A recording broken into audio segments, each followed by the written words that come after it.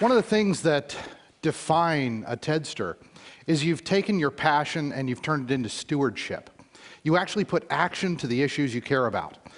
But what you're going to find eventually is you may need to actually get elected officials to help you out. So how do you do that? One of the things I should probably tell you is I worked for the Discovery Channel early in my career, and that sort of warped my framework. So when you start to think about politicians, you got to realize these are strange creatures. Other than the fact that they can't tell directions and they have very strange breeding habits, how do you actually work with these things? What we need to understand is what drives the political creature. And there are two things that are primary in a politician's heart. One is reputation and influence. These are the primary tools by which a politician can do his job. The second one, unlike most animals, which is survival of the species, this is preservation of self. Now, you may think it's money, but that's actually sort of a proxy to what I can do to preserve myself. Now, the challenge with you moving your issue forward is these animals are getting broadcast to all the time. So what doesn't work in terms of getting your issue to be important? You can send them an email. Well, unfortunately, I've got so many Viagra ads coming at me, your email is lost. It doesn't matter, it's spam. How about you get on the phone? Well, chances are I've got a droid who's picking up the phone. Yes, they called and they said they didn't like it. That doesn't move. Face-to-face would work, but it's hard to set it up. It's hard to get the context and actually get the communication to work. Yes, contributions actually do make a difference, and they set a context for having a conversation, but it takes some time to build up. So what actually works? And the answer is rather strange. It's a letter. We live in a digital world, but we're fairly analog creatures. Letters actually work. Even the top dog himself takes time every day to read 10 letters that are picked out by staff.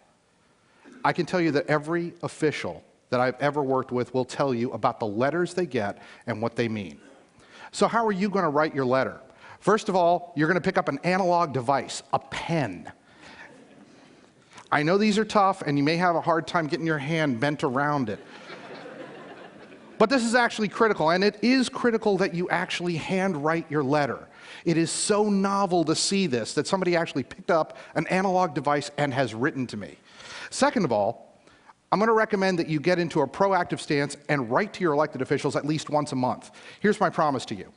If you are consistent and do this, within 3 months, the elected official will start calling you when that issue comes up and says, what do you think? Now, I'm going to give you a 4-paragraph format to work with. Now, when you approach these animals, you need to understand there's a dangerous end to them.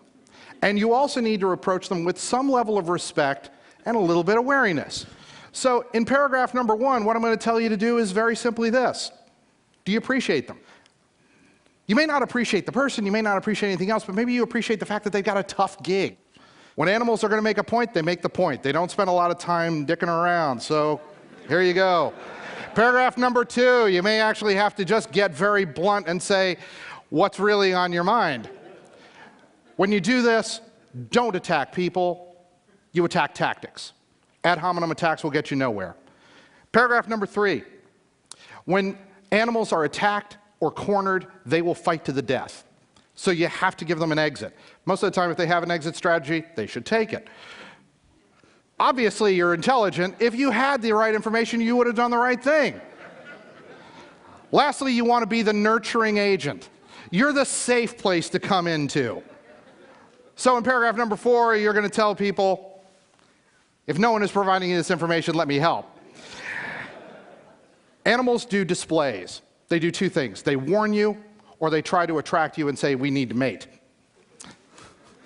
You're going to do that by the way you sign your letter. You do a number of things. You're a vice president, you volunteer, you do something else. Why is this important? Because this establishes the 2 primary criteria for the political creature. That you have influence in a large sphere, and that my preservation depends on you.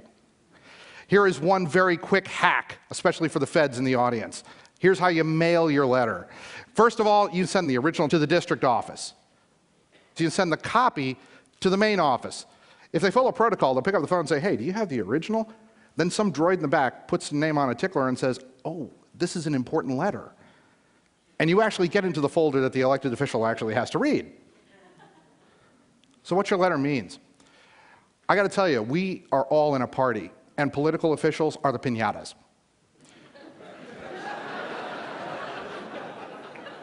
We are harangued, lectured to, sold, marketed, but a letter is actually one of the few times that we have honest communication.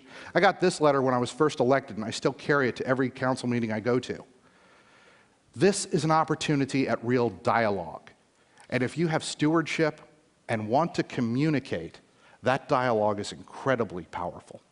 So when you do that, here's what I can promise. You're going to be the 800-pound gorilla in the forest. Get writing.